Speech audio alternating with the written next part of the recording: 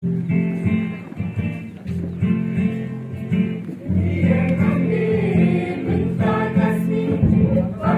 Burom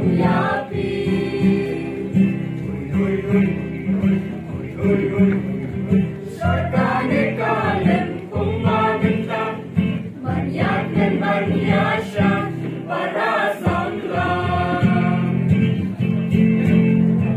Rwai Bakhraw Pdiang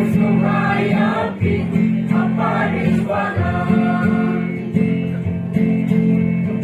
Mawjongka Parish Wahlang Sawara long dia kumatumu.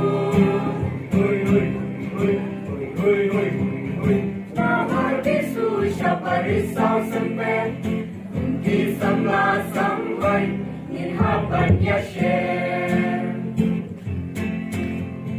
Kubelai Bakhraw Pdiang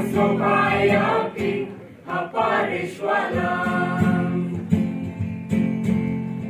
Samla mau senang Samla walang kongki Samla ninya tersyafrah.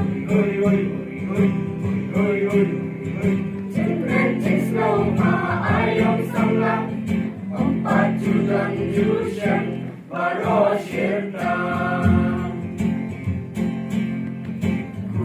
Kubelai Bakhraw Pdiang Hapoh Parish Wahlang. Samla nilong Pdiang Rwai Burom Sha.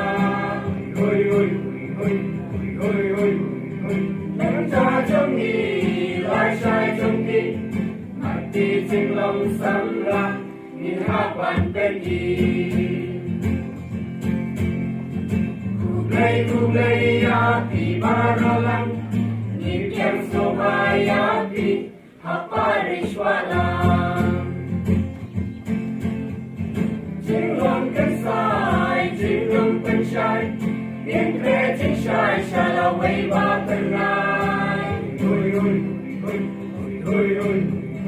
Các ba các bộ nhà đi ca đăng đăng tôi nhìn con Samla nhìn dạy kịp sắp ràng. Kubelai Bakhraw Pdiang Hapoh Parish Wahlang. Gospel pasan nhìn lòng mani Burom Sha Bakhraw nhìn dạy tani.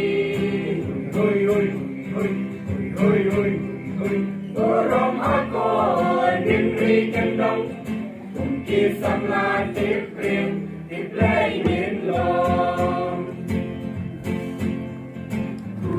Kubelai Bakhraw Pdiang